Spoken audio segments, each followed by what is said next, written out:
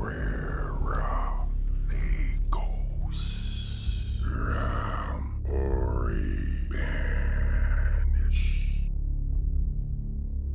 C10 Demonio Dinaja Abarera Legos Ram Ori Banish C10 Demonio Dinaja Abarera Legos Ram Ori Banish C10 Demonio Dinaja Abarera Legos Ram Ori Banish C10 Demonio Dinaja Abarera Legos Ram Ori Banish C10 Demonio Dinaja Abarera Legos Ram Ori Banish C10 Demonio Dinaja Abarera Legos Ram Ori Banish C10 Demonio Dinaja Abarera Legos Ram Ori Banish C10 Demonio Dinaja Abarera Legos Ram Ori Banish C10 Demonio Dinaja Abarera Legos Ram Ori Banish C10 Demonio Dinaja Abarera Legos Ram Ori Banish C10 Demonio Dinaja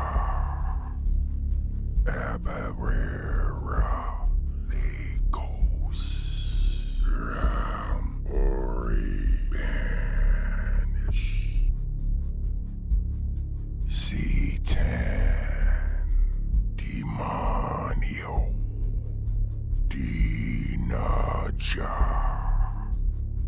Abarera Legos Ram Ori Banish C10 Demonio Dinaja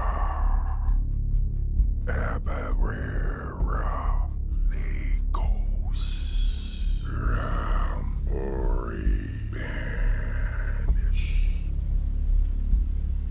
C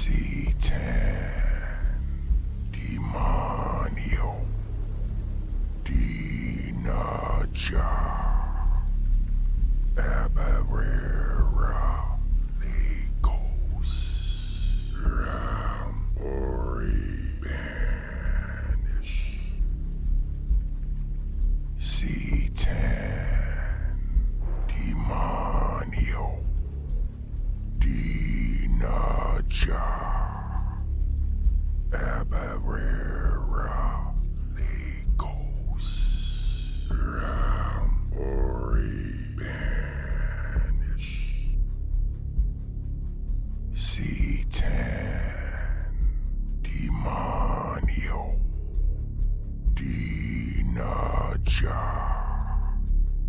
abarera, legos, ram, ori, banish, C10, demonio, dinaja, abarera, legos, ram, ori, banish, C10, demonio, dinaja, abarera, legos, ram, ori, banish, C10, demonio, dinaja, abarera, legos, ram, ori, banish, C10, demonio, dinaja, abarera, legos, ram, ori, banish, C10, demonio, dinaja, abarera, legos, ram, ori, banish, C10, demonio, dinaja, abarera, legos, ram, ori, banish, C10, demonio, dinaja, abarera, legos, ram, ori, banish, C10, demonio, dinaja, abarera, legos, ram, ori, banish, C10, demonio, dinaja, abarera, legos, ram, ori, banish, C10, demonio, dinaja, abarera, legos, ram, ori, banish, C10, demonio, dinaja, abarera, legos, ram, ori, banish, C10, demonio, dinaja, abarera, legos, ram, ori, banish, C10, demonio, dinaja, abarera, legos,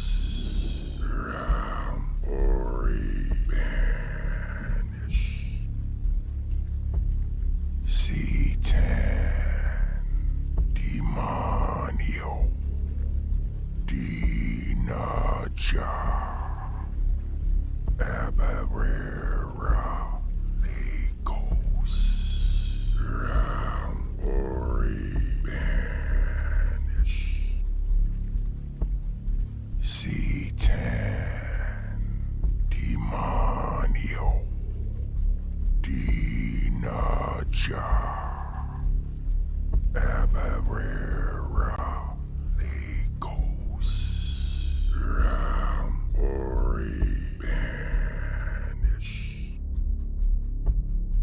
C10 Demonio Dinaja Abarera Legos Ram Ori Banish C10 Demonio Dinaja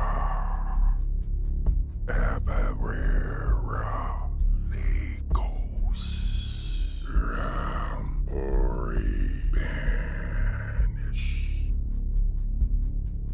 C10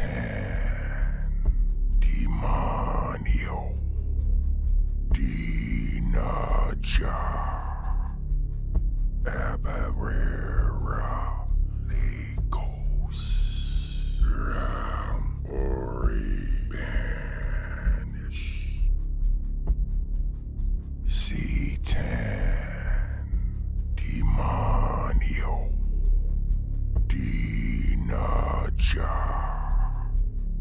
Abarera Legos Ram Ori Banish C10 Demonio Dinaja Abarera Legos Ram Ori Banish C10 Demonio Dinaja Abarera Legos Ram Ori Banish C10 Demonio Dinaja Abarera Legos Ram Ori Banish C10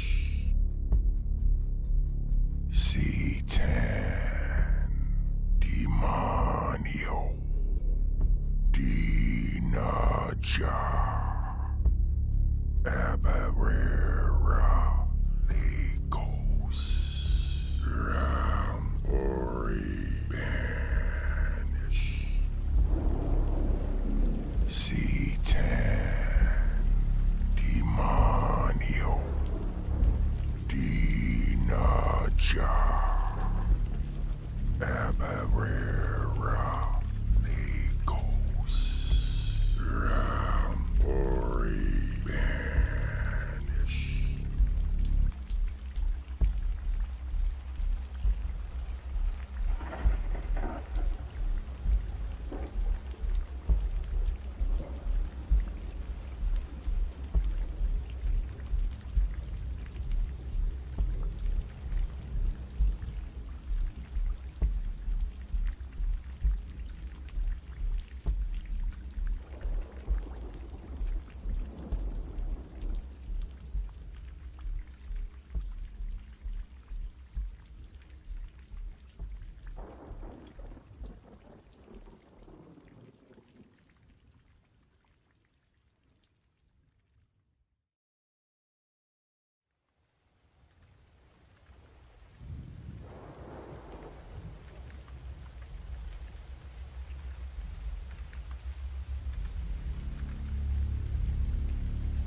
C10 Demonio Dinaja Abarera Legos Ram Ori Banish C10 Demonio Dinaja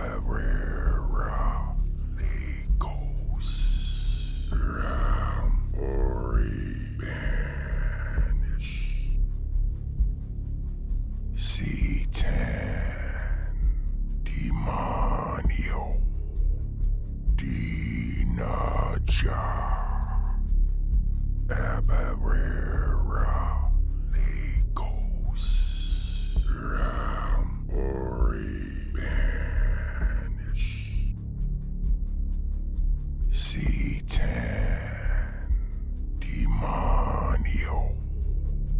Dinaja. Abarera. Legos. Ram. Ori. Banish. C10. Demonio. Dinaja. Abarera. Legos. Ram. Ori.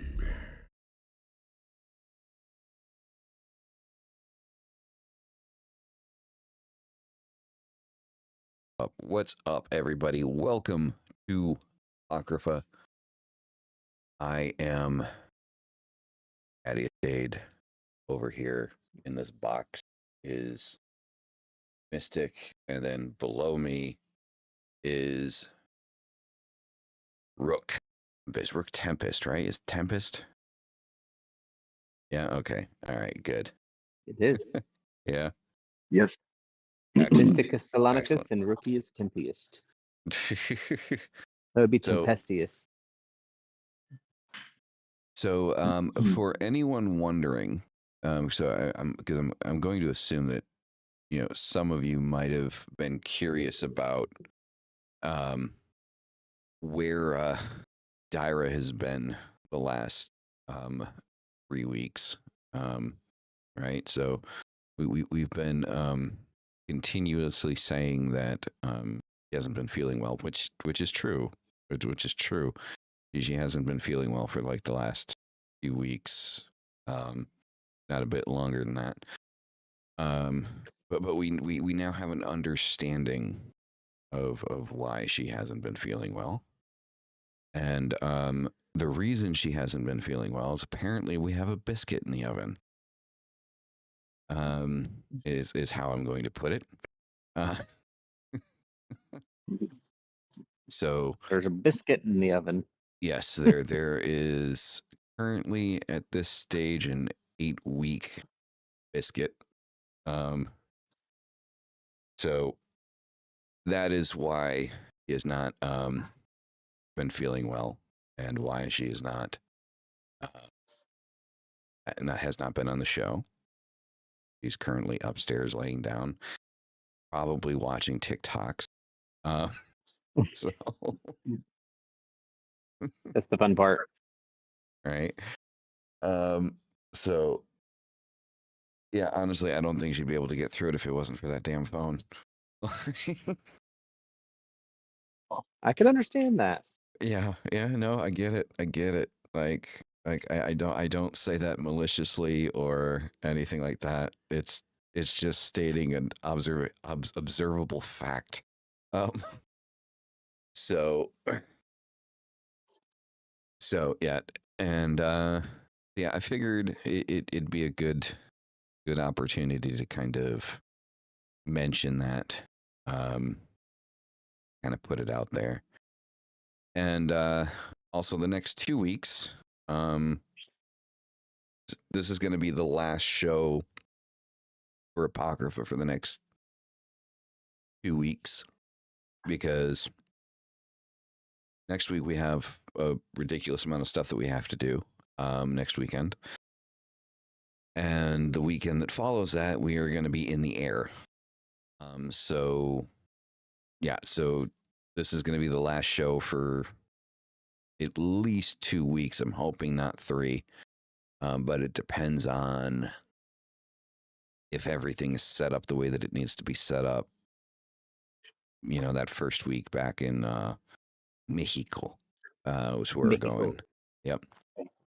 So as long as everything's set up, then it shouldn't be any later than that.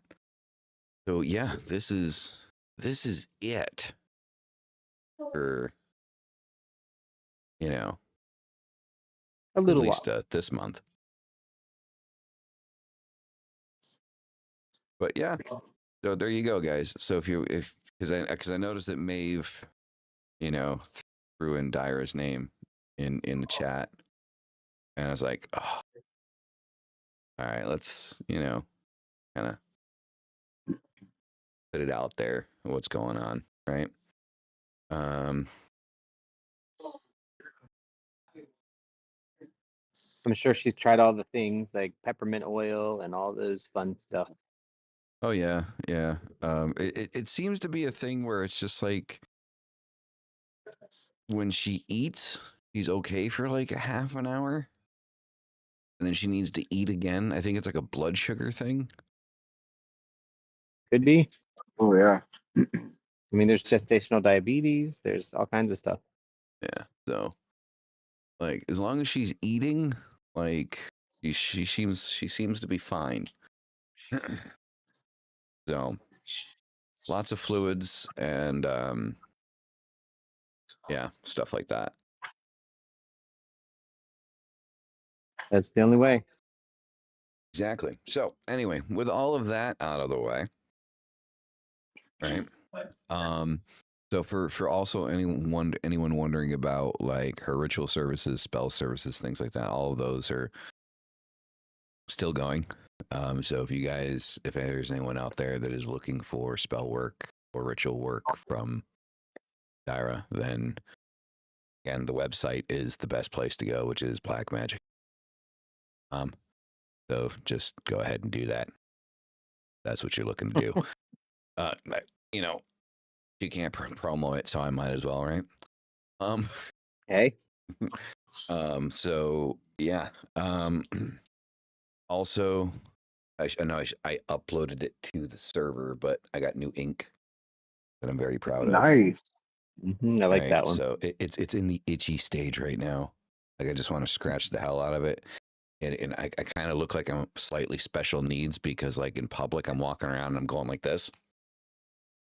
Like because Stupid. you can't scratch it because you can pull out the you you can pull out the ink, so just slapping myself all over the place. Hey, look, a 15-year-old me would have dropped the R word, so I think I'm proud of myself. But Oh yeah, God. yeah. Oh wow, there's a little one behind you. Mhm. There's multiple little ones behind you there, Rook. No expectation of that's privacy. Oh, they're fast. They're fleeting. Yeah, Mhm. yeah. You had They'll 3 be back. Oompa Loompas like run by you. Yeah, and they know us, so they will come over and get in our faces here soon. So just be Oh, aware. okay. They'll come right up. Okay. So, I'm thinking of getting something that involves the sigil of Lucifer. Yeah, I knew I wanted something, so I just came up with this. Like, so I knew I wanted something like Baphomet and Lucifer related, and then so I basically drew out an inverted pentagram and the sigil of Lucifer together. I really liked how it came out, so much so that it is also my logo now, and so I just removed my name because in the logo I have Adius Dade going across the middle part here. So I removed the name and I just got it as a tattoo. So I really like it. So anyway, with all of that, let's start here with the weekly read, shall we?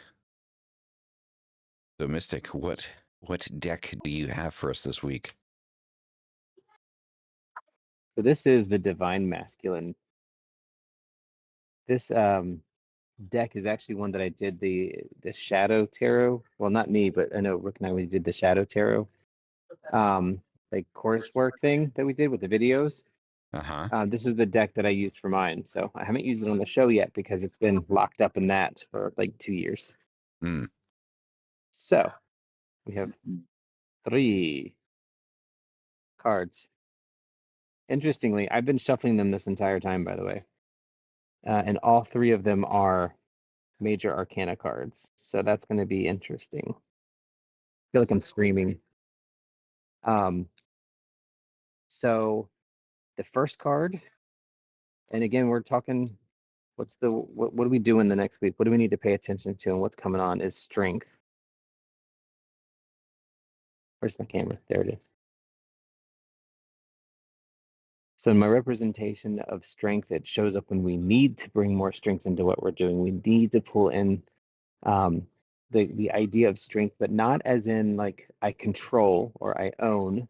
It's strength as in strength and fortitude, strength of character. So we need to really be paying attention. We might be asked to do something that could involve us to use our strength of character to make a decision or do something to prevent something from happening. So when you're presented with something difficult this week, make sure that you're coming from that fortitude idea of strength, not the controlling side of strength. So in a traditional picture, you see the lion usually with a thorn. Here, we're showing that this person isn't just quote unquote controlling the animals, the lions. He is being with them, working with them. They are together. They are packed together, and that's the kind of strength that we talk about in tarot with this card. Second card, the world. We got, oh no, this is a full deck. So we had all majors on this one. So the world.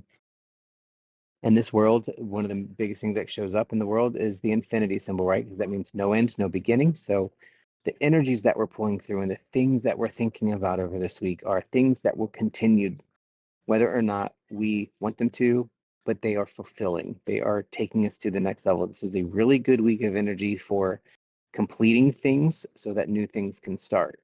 You see the Ouroboros idea there as part of the figure eight. Usually the Ouroboros is in a circle or a torque, but in this particular image, we have him in the figure eight, the infinity symbol. Yes, he's eating his own tail. Yes, that might seem like it's counterintuitive, but it's ending the beginning and beginning the end. So the world shows up when things are going in the right way, and we need to continue doing them, and we need to make sure that we're working forward so we're going to have a good outcome. And then this one is different. So this is a little different in this deck. This is intuition. This would be where the high priestess is. And it's kind of a similar idea. The high priestess, when I pull in a traditional deck, is generally this mentality of not taking shortcuts, of really listening to everything and taking everything in before you make decisions and not trying to skip. And intuition is the same way. This is pay attention to your intuition, take a breather, let go of your anxieties, let go of things, and use what's in your body and your mind and your intuition and follow it and go forward with it. So this group of cards being major arcanas is these are big events. These are big important things that are happening and big energies of, I mean, we could have pulled any card, right, out of 78. We could have pulled majors and minors. We could have pulled the devil and the tower, but we didn't. We got strength, the world, and intuition. If I can't think of three more things that go together better, that say you're in a good spot, we're moving in the right direction, we have to use our strength and fortitude. We have to use our intuition and follow through with things. This is going to be, to me, a week of good things, of good outcomes and good processes and good stability of putting things together. So I couldn't have picked better cards for a read that says like this is a good week to do things. Yeah, definitely. I mean, also I find that snake symbolism very interesting because I actually went to the store today. My legs falling asleep. Oh. Right, and I guess all good conversation start that way, right? Like I went to the store today. That's what I did, right? My life is so fucking See, what interesting. had happened was So, but I went to the store today, and there's this chubby garden snake. Like there's this little path that you have to walk past to get to the store, and what did you just call me? there's this little chubby garden snake that was kind of squiggling it like along, like right across the walkway. And I took a video of it, just a little brown snake. And, you know, I think it's funny because that the world card that you pulled up there, you got some snake imagery in there. Yeah. And so And for me, like, so I know that like the snake has a habit of kind of having kind of like, this idea of danger or deception or the unknown. It's really about truth. Yeah. You know, I look at the snake for more like transformation, rebirth, healing, primal energies. You know, everything has, you know, a balancing act with it, right? Everything kind of balances back and forth. And it a lot of this has to deal with, I think, consistency in change, right? Not maybe a consistent change, but consistency in oneself through change. You know, because if we look at the title of tonight's episode is the currents of change, and I know that change is something that we constantly repeat as a subject here on Apocrypha, but I think change is a big thing in a lot of our lives. I think everything in our lives is, you know, constantly changing and moving forward. And sometimes it's hard to kind of keep up with those changes. And it's hard to understand, you know, when things begin to change around us, is that an opportunity for us to change? Is it a necessity for us to change? Should we stay consistent within ourselves? And here's the thing, sometimes when things begin to change around us, it isn't necessarily mean that it's a point for us to need to change with it, right? I think maybe sometimes it's hard to identify if the changes happening around us are changes that require us to change with it, or to stay consistent and steadfast in who we are. And I think this reading definitely kind of puts that in perspective, the idea that, yeah, there are things moving around you, but it is important that you stay consistent with who you are and what it is that you're doing. The whole fortitude idea, right? The maintaining the fortitude of your personality while those changes happen. And, you know, there's nothing wrong with change. We've talked about this a million times. Change is a natural occurrence in life. The universe is constantly changing, every second. And our lives will constantly begin to evolve and move and change and grow. I'd be honest, I would be worried if things in one's life didn't change, because being stationary for many is akin to stagnation. And stagnation is, well, is death, isn't it? You know? So it's when things stop changing that I think we need to be worried, because then it begins to feel like life is no longer happening around us. So I don't know. Mystic, what do you think? Yes. That is, Okay. I'm kidding. I think the fun thing is, for me, is the symbol of, well, how things change, right? So the Ouroboros, I did some coursework a long time ago and put together a course actually where about the Green Man and kind of the imagery of the Green Man and the commonality of using the torque imagery, and what it represents of the snake eating his own tail. So is this, is it Jormungandr's, or are we talking about the really idea that the beginning is the end and the end is the beginning, right? So as the snake's eating its own tail, it's showing that it's a never-ending cycle that will continue on despite what you think or what you want to happen. So yes, change is part of life. Staying still and lack of change is also, I can see where it's stagnation, but even if something is completely still, there's still change happening on some level, which is one of the things that has always stuck out to me. And yeah, and so that to me is the important part of how that particular world imagery sits, because we realize that we're trying to attain things, and we're goal directed. Human beings are generally goal directed, right? We want to get to the thing, we want to do the thing, we want to go to the thing, all the things, right? We want to get to it, do it, be it, all that stuff. And that's what the world represents. But it also represents that once you get there, that's not the end. You start back again. You go back through a new process, and then multiple sets of these cycles are going on at any given time. right? So the world, if I'm in my big life, thing that I think I'm doing right now, I might be working on the devil card, right? Getting through these things that are holding me back. But in my work life, I might be hitting the world where I'm getting ready to be at the level that I will be at, and maybe I need to change something in it. So kind of going through all those pieces is critical. And then fortitude, strength. I've always thought that the strength card is better served by just being called fortitude, because the strength in the tarot to me is not muscular strength. It is not just intellectual strength or physical strength, I should say, or intellectual strength. It is all of those things together as a unit to cause strength, which is what fortitude is to me. It's that unwavering ability to continue doing the right thing in the face of adversity. So Yeah, I don't know why I'm just thinking right now, like the phrase that keeps popping in my head is the end is the beginning is the end. what in the world is that? I'd have no idea. There's some random fucking fireworks going off behind you. That was weird. Thank you. What was that? No idea. Are you on an Y'all iPad? saw that, right? That was so weird. I thought you put a background on or something. Right? That was really strange. I don't know what Right? happened, Some but celebratory fireworks for no apparent weird. reason. I wasn't touching anything. Did it come through on the stream? The That was lawn is weird. sparkling.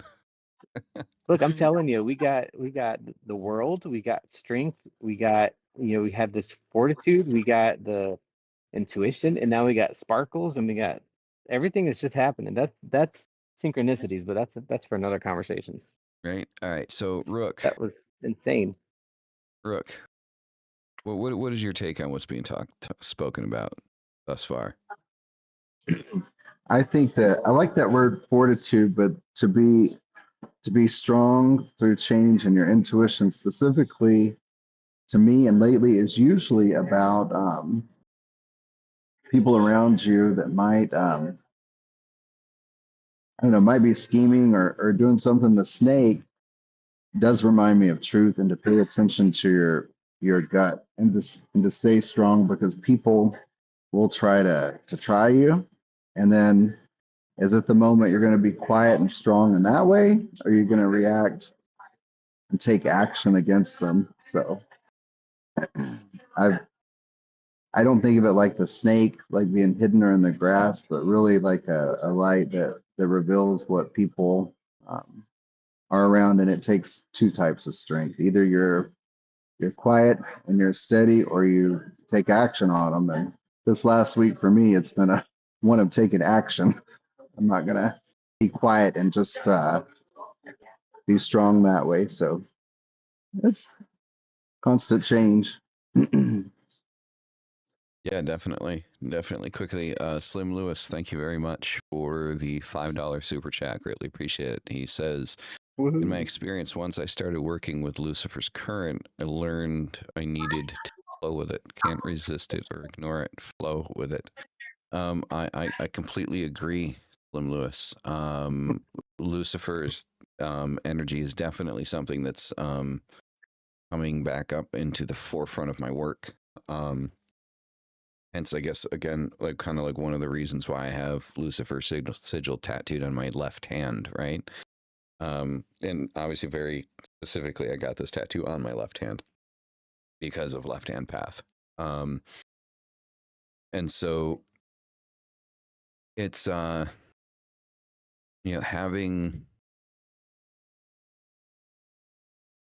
any type of energy work that we do, right, with any entity.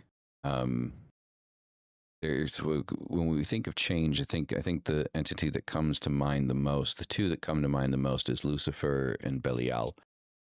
Belial, obviously being like the forcible hand of change, right? Like regardless of whether or not you want change to happen, it's going down, right?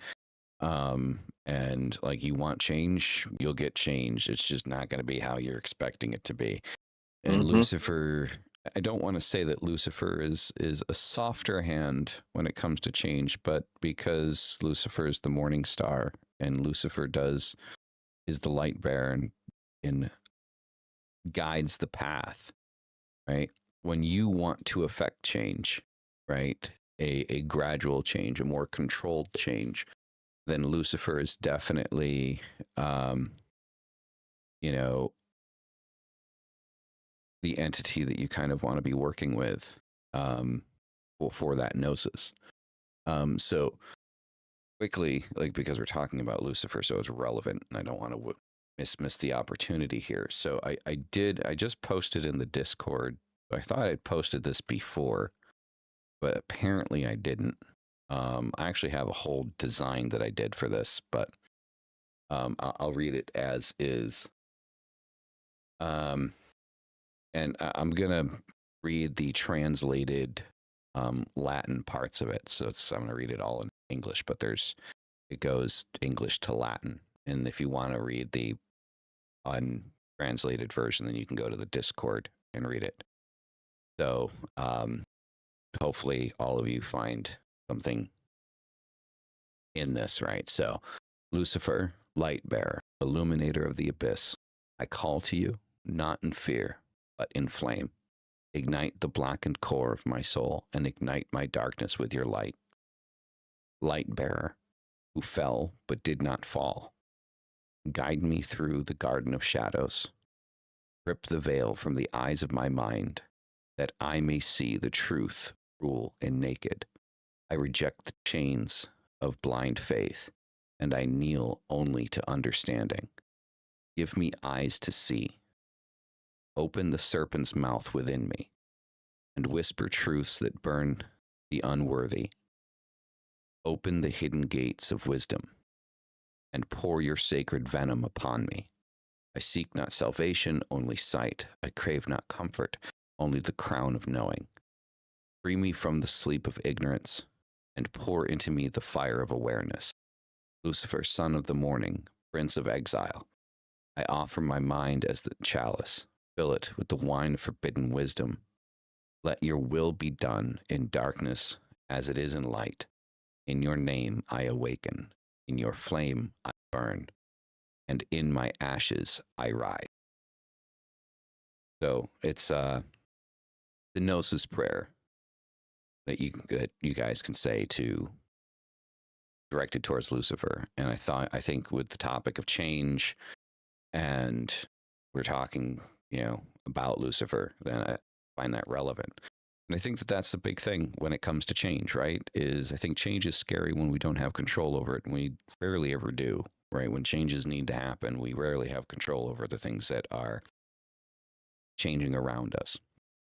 It's moving with the current. That's why it's called the current of change, right?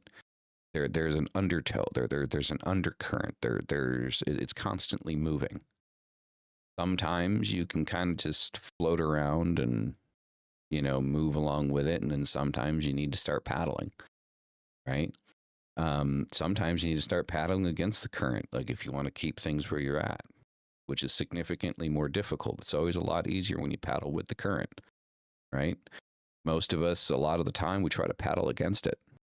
And then what happens when we paddle against the current? Well, change still happens, doesn't it, right? Because eventually you're going to get tired of paddling against that current, right? The moment you stop paddling against that current, you're still going to move, right? It doesn't matter if you want to, you don't want to. You're still going to. So the best thing to do when you are in the current of change, the current picks up, you want to move with it, because it's going to be a much smoother process. Yeah, sometimes the current will bring you to a waterfall. That can happen. But then same thing applies, right? That's why we have faith, right? That's why we believe. Because sometimes change and the things that need to change do bring us to a waterfall. And you can try to paddle against that current, but eventually you're still going to reach the edge. So when you go off that edge, you can either go off that edge with your back facing the ground, or you can go head first and at least get a glimpse of what's coming first. So, I would much rather see if there's a rock heading towards my face, right, than having it head to the back of my head, right? Uh, so just kind of falling, I'm fine. Um, so most of the time, though, here's the thing: like most of we like to talk about change in these scary kind of like concepts and ideas, but most of the time, change isn't bad. It's not, even if it is scary, right? Like a waterfall, because usually, at the bottom of a waterfall, a pretty chill river that you can kind of float down, right? So change isn't always scary. Change isn't always a bad thing. And I think that is kind of like where kind of like the idea of Lucifer and Belial kind of come, the differential kind of comes in. Is Belial is kind of like the waterfall, and Lucifer is more kind of like that undercurrent that's always there, that's always moving. And you can choose to move with the current and allow yourself to kind of move more quickly and more smoothly by moving with it, by choosing to move with it. Lucifer gives you the opportunity to move with it. Belial's like, here's the waterfall, have fun. So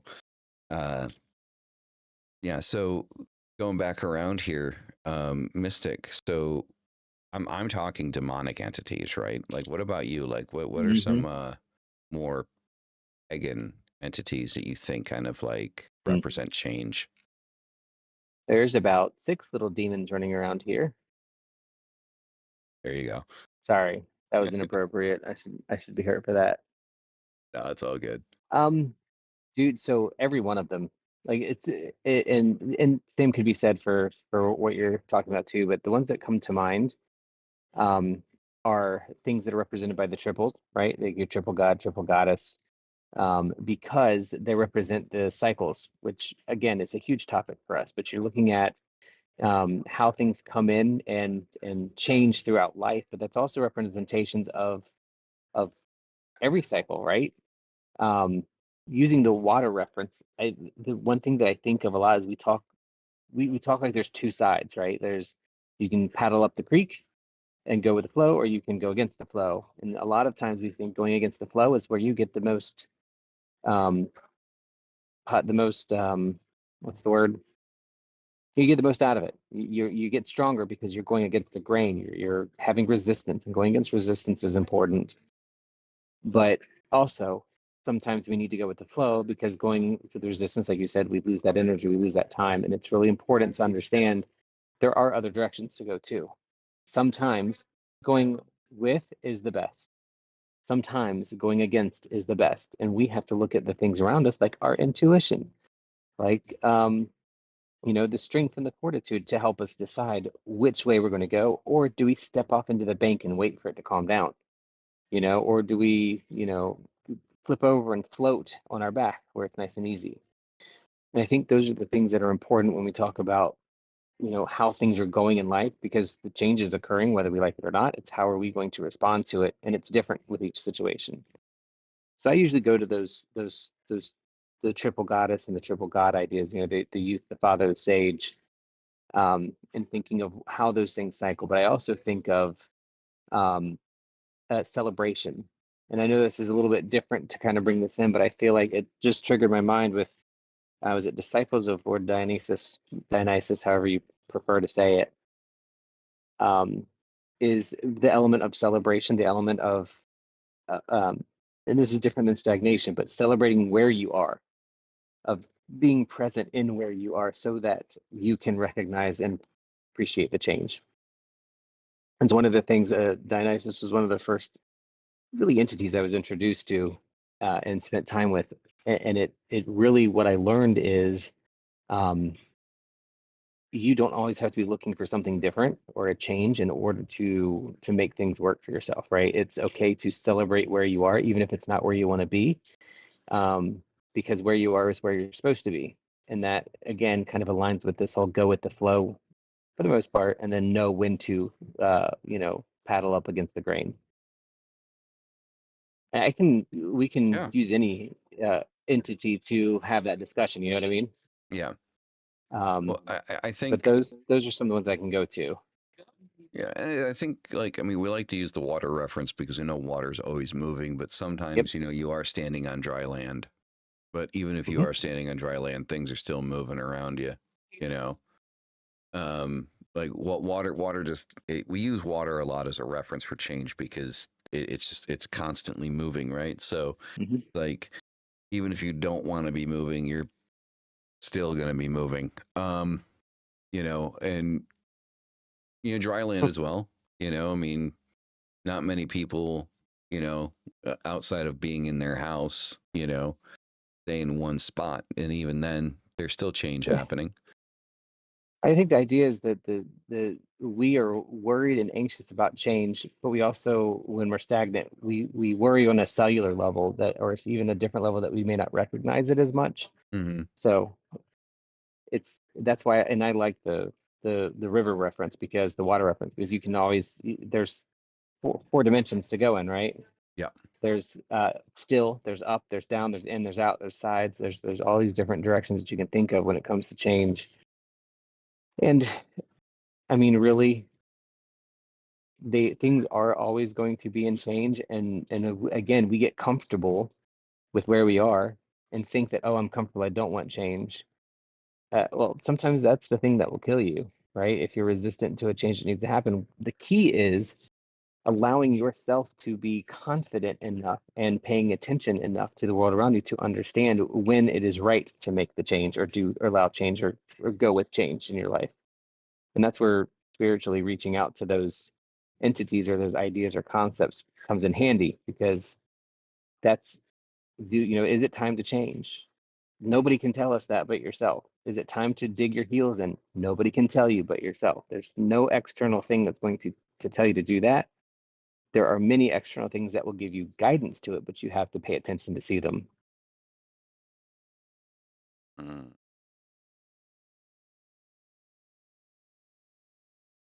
There's a single moth that keeps flying around my face. Really? I was just looking something up. So somebody apparently popped into the chat with the name Matthew 16:18. So I was wondering what the scripture was, and it says, "And I tell you that you are Peter, and on this rock I will build my church, and the gates of Hades will not overcome it."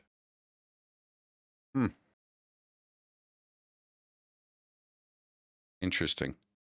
It's an interesting verse too. Do I think about hard versus soft polytheism? There's an innuendo and a half in that, and I'm just going to ignore it.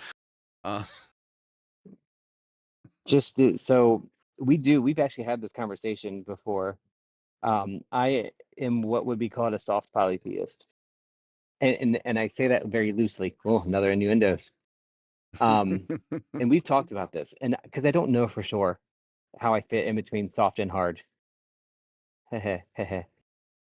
If Beavis and Butthead were here, right? So do I, and we've heard this before, do I picture an entity as an actual deity that's physically there and is a distinct independent being with its ideas, like Cara Dwin with her thing? Or do I believe I do believe in higher power, I do believe in God of some sort, God, goddess, the thing that has no gender, but I don't know how it's interpreted. So I see it as that energy is in everything. And so I see those aspects, and that's the soft polytheism, where I believe everything has energy, everything has an entity, everything has something to it. Well, actually, that's more animism, but that's all part of my thing. But I don't, when we talk about Loki, I'm not talking about a natural being called Loki for me. I'm talking about an energy of the higher power that I cannot understand, that represents what Loki represents. And the myths are ways that I can understand them as a human being, which is very different, I think, from you and what a lot of people did. And of course, there's gonna be differences, but I do see when I reach out to an entity that, like if I'm working with Dionysus, for example, I see an entity, like I see a being that I can work with, and I think that energy is existing, but I just don't see it as the way we see it. I think we see it as the way humans are, is because that's the only way we can experience it. And again, that's just kind of how I look at it. But I mean, I there's a also say lot I that you don't know said. because it could be the other way. There's a lot that you said that I agree with. I mean, I suppose, like even to a certain extent, like with certain things, I both. like I don't necessarily look at all entities as actual hardline entities that actually exist, but rather more of kind of like an egregoric idea, or construct of energy. There are some things though that I do look at like hardline entities, right? So, when I look at, Lucifer, when I look at Baphomet, Lilith, things like that, like I think of, an actual hardline entity, something like, Adius or Mystic or Rook. Before I get too far into this, though, I do want to hear from you again, Rook. So far, like what is your take on kind of like what we're talking about, and with like change and things of that nature, and even the whole hard versus soft polytheism? I think his Well, polytheism is harder. well, like to me with change and deity wise, often I think of Lord Ganesha and going through change and having to remove those roadblocks and clear the path, even if it's not the way or the change you want. And for me, I find half the time, or a lot of times, I'm the roadblock or I'm the obstacle, that needs to be modified, or I'm kind of standing in my way. Agreed. I can see you. I can see you, literally. I can see you. And then I also think of Caradwin, when those changes, have to be made, or when you have to modify things within yourself. And I think of her, in transformation, and then the product of who you are after that as a result of it. So Lord Ganesha and Caradwin were two that I often think of. Okay, and so and I think it's funny. So, Mystic, for example, mentioned kind of like the triple aspect of kind of like God, goddess, things like that. So there's a thing that I believe, and I say I believe because I get a lot of resistance on this idea from most communities, most of the occult communities. The satanic, theistic or atheistic, wholeheartedly disagree. It comes up a lot. Most people in the occult disagree with this, and I'm gonna reference again something that I put into the Discord. In Mystic, I kind of sent this to you into a private chat as well. So I kind of wrote down kind of an excerpt from the Book of Baphomet, right? Which I promise, guys, I haven't put it in publishing yet, but it is done. I just need it edited. So when I look at Lucifer, I look at Lucifer as a triple aspect, right? As a triple aspect God or demon, however you want to refer to Lucifer. So I look at Lucifer, Samael, and Satan, right? I look at those three as kind of a triple aspect of one entity, not separate entities, right? So I'm going to read this, my breakdown of why this is a triple aspect, right? So, but this center is not solitary. Yea, from the radiance of the internal flame cometh Lucifer the morning star, and he appeareth in three faces, which are not three beings, but three facets of one spirit. Even as a gem reflecteth many lights, but yet one stone. He is the bearer of Gnosis, and his wisdom is veiled in manifold names, Lucifer, Samael, and Satan. These aspects do not war within him, nor are they divided, for division is the lie of lesser minds. They are the crown, the sword, and the mirror. The first visage of the morning star is called Lucifer, bringer of light. He is that which shineth in the mind's eye, intellect, imagination, the breath of dreaming of the dreaming world. In him is a spark of invention and madness both. The flame that enlighteneth also consumeth. By Lucifer are the visions given and the veils drawn back. He is both muse and madness, whispering truths in the voice of fire. In his dominion dwell the poets, the seers, the prophets, unshackled by flesh. The second visage is Samael, the venom of the God self. But take heed, O children of night, for when it is said venom of God, it meaneth the poison of the divine within thyself. For thou art thy God. Samael is the cunning of the serpent and the tongue of the tempter. He teacheth that manipulation is not evil but a tool, and influence a power as sacred as flame. His poison burneth falsehood, and his sting awakens sovereignty in the soul. Through Samael, the self-weaponized, is the self-weaponized. The third visage is Satan, the adversary. He is not the enemy of good, but the challenger of stagnation. He doth not bow, but testeth all things. He speaketh nay, where others chant yea, in blind unison. In him the spirit of rebellion, of inquiry, of sacred defiance. Satan is the questioner of laws and the breaker of chains. He is the crucible where weak belief is burned away, and the hammer that shattereth dogma. He is not fallen, but risen against all that would oppress. Understand now, O seekers of the black flame, that these three are one: Lucifer, Samael, and Satan. Art not three beings, but one current in three tides, just as water may be vapor, ice, or flood, and yet be but water still. So is the morning star manifold. This trinity within a unity reflecteth the complexity of self, for every soul hath light, cunning, and resistance. These are not contradictions, but complements. To know one without the others is to grasp the serpent by the tail and call it whole.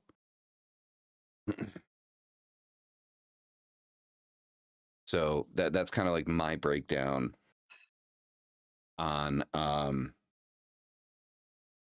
of like how I look at Lucifer being kind of like a triple aspect entity rather than just being Lucifer, Satan, and Samael as like separate aspects. Now you can work with them separately, right? You can work with them separately, but at the end of the day, you're working with kind of like an aspect separately, right? So not necessarily a completely separate entity. And that's just my experience and the conclusion that I've come to. So I just wanted to mention that because I thought it interesting that we're talking a lot about Lucifer, and then Mystic, kind of like when it comes to change, kind of said that he thinks of any kind of triple aspect god or goddess when considering change magically. And so I just found that interesting because my concept of Lucifer falls into that. So Yep, it's the same thing to me for correspondence. Well, not correspondences. I don't know the right word for it, but like recognizing that. What are some good examples? Carnunos, Pan, and Hern the Hunter are always three that I go to. Three very different localities, three very different entities by definition and by location, by history. The Green Man, all Green Man archetypes, right? To me, they represent the same energy. So is there a being for that? Maybe, I don't know. But they're all kind of represented together. So I think of that just like with Venus and Lucifer, right?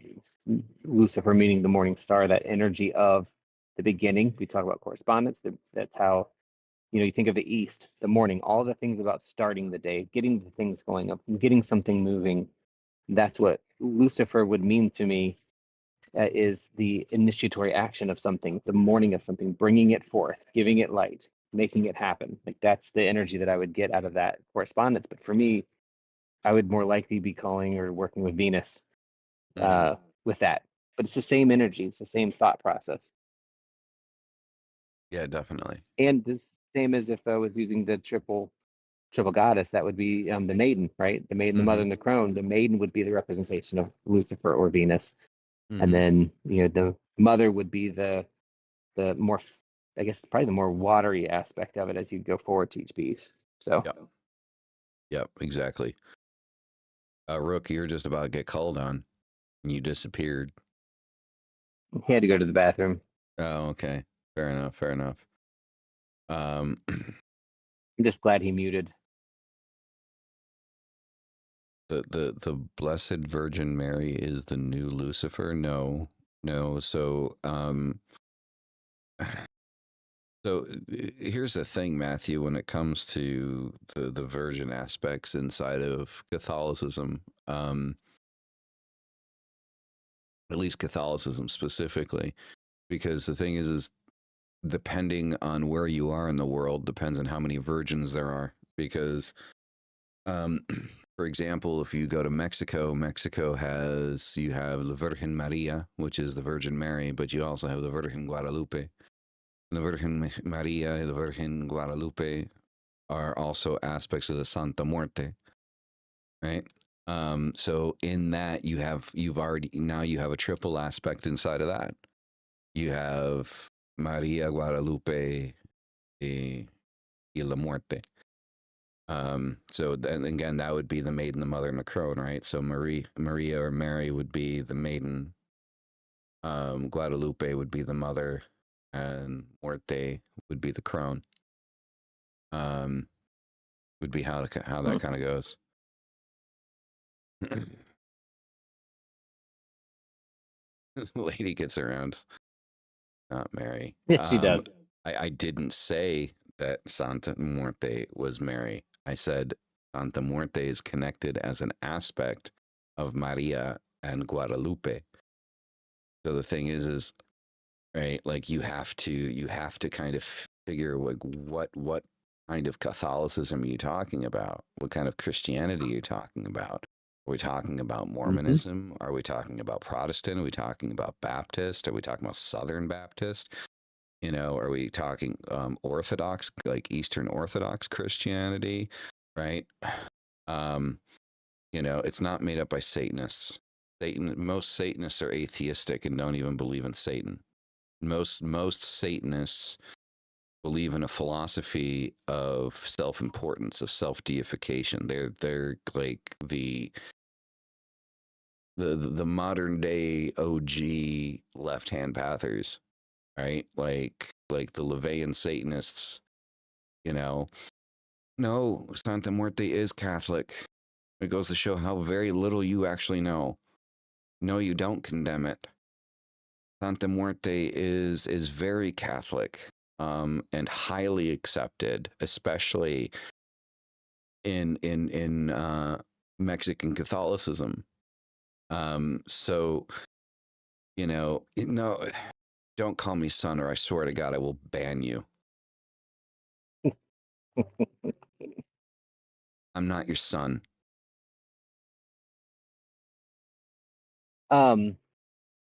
I was just wondering, like, I don't know this answer to this, but I was just, and not to, I still want you need to finish, but I just want to throw it out there. I wonder or if there is a pagan consort to marry the idea, or is it just like, specific to like maybe the big ones like Isis and Breed and all that. I'm wondering what anybody's thoughts are on that. I mean, there probably is. I mean, most Christianity and Catholicism is ripped off from paganism anyway.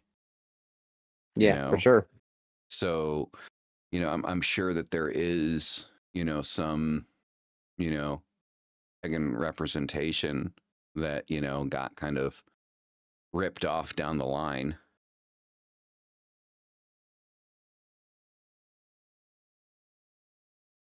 Yeah. Thank you for doing Thanks, that. Rook. Come here and start calling names. He's just like, peace. I mean, seriously, Like, what I are do you welcome. talking about? I welcome everybody's opinion and points, but I will never be able to say that I am the authority on all things. Hmm. Especially somebody else's interpretation of something. And if I disagree with it, I might try to explain my side, but I'm certainly Mhm. not going to go to that length. It's just, Yeah. I'm tired of rude people today. I'll tell you that. Well, I mean, the thing is, like, the reason I'm perfectly okay with him being like either banned or removed from the channel is just like it's fine talking, like expressing your opinion, but to be so condescending and like call me son, Mm-hmm. like who the fuck do you think you? No, I don't even care about that. I can call you son once, and then you say don't and stop. All right, Yeah. that's Well, I mean, right after that, then he called me a liar, and I'm like, I mean, I'm sorry, but like, yeah. so I understand that Santa Muerte, like, Presap's right. She's a folk saint, but she's heavily incorporated into Latin American Catholicism. Heavily incorporated, right? Like most people that go to church every Sunday still work with Santa Muerte, you know, and do look at her as kind of like an aspect of the Virgin Guadalupe, like Guadalupe the Virgin. That's true. So, Yep. you know, There's a way to have that conversation though that's a little bit better than that. yeah, yeah. Uh-huh. I mean, you know, Who's us again, chomping? But the only Christian that's ever come onto this channel that has never tested my patience is Mark. Mark is the only one. Like, I'm really beginning to think like Mark is like the only decent Christian on the planet. doesn't Curse consider herself Christian? She used to. I mean, I don't know what happened to Curse. Curse hasn't been around for a while, but Curse Well, used to not consider too herself long a ago. Christian But witch. yeah, But then after spending enough time on the channel, she's kind of moved away from that. So I'm proud of her. she's always been very respectful. Yeah, she's always been really respectful with it, but like I am proud of her for advancing past that. I mean, I'm not no hate or anything, but you know,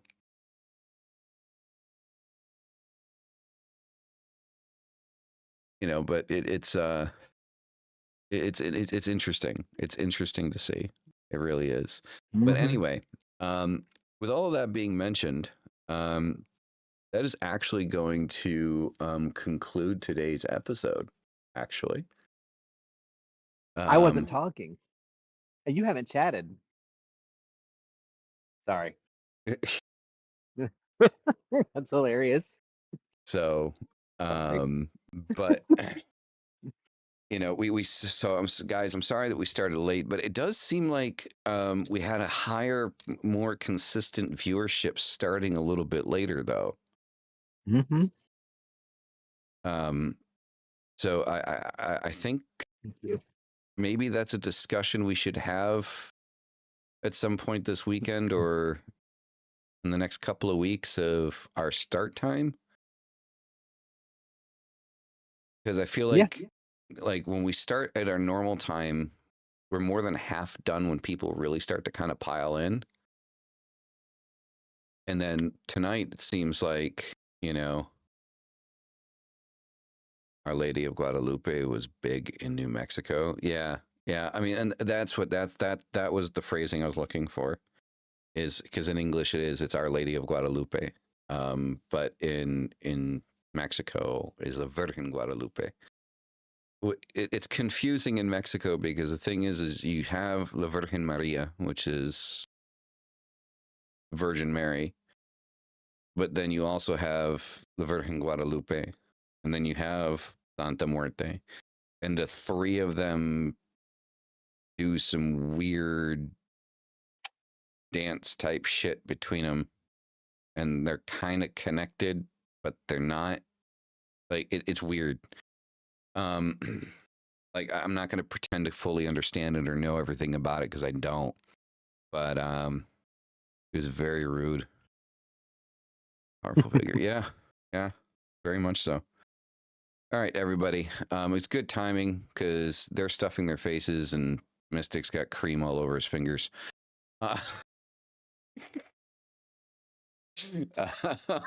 So I'm so mature. right. Rook, thanks for joining in. Greatly appreciate it. Like we said before, Rook, don't ever hesitate on joining. You're always welcome. Right. Thank you.